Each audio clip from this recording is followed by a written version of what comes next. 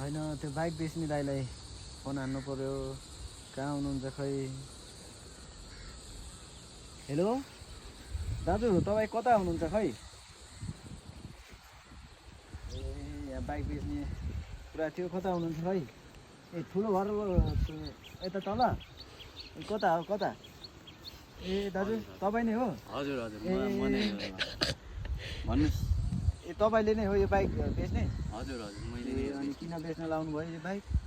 अब किनभने अब यो चाहिँ अब नेपालमा बसेर अब पेट्रोल हाल्न सकिँदैन होइन। हजुर हजुर। अब कामै छैन यो यत्रो बाइक चलाएर, अनि त्यस कारणले चाहिँ म चाहिँ बाइक बेचिदिन लागेको अब। ए अनि कतिमा दिनुहुन्छ त यो? ए भाइ अब यो काम छैन नेपालमा बसेर चलाउनु, अनि अब म चाहिँ सस्तैमा दिन लागेको अब तपाईँलाई। ए कति कति?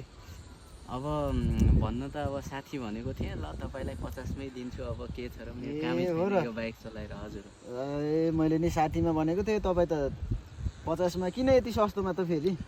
अब यहाँ बसेर यहाँ नेपालमा बसेर चलाएर कामै छैन नि अब हजुर। त्यो 60,000मा 50मा बेच्यो गइहाल्यो, अब विदेशतिर लागिहाल्नु पर्छ भाइ। त्यही भएर तपाईँ लग्नुहुन्छ भने अब लगिहाल्नुहोस्, क्यास छ भने क्यास दिनुहोस्, नभए अब क्युआर गर्नुहोस्, अब अहिले नै फ्याट्टै म दिइहाल्छु। अब ए हो र ल सस्तोमा त अब पाउला नि पाउँदैन भाइ। तपाईँले ल सस्तोमा दिनुभएछ, ल म तपाईँको लिने भए है त। बाइक नि राम्रो रहेछ। ल ल ल क्युआर निकाल्नु त म हालिदिइहालेँ। ल ल हालिदिनुहोस्।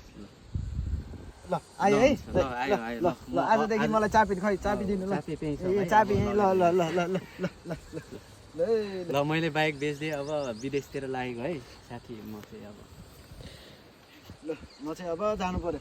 ल आजबाट यो बाइकमा आएको भयो, बधाई छ। ब्रर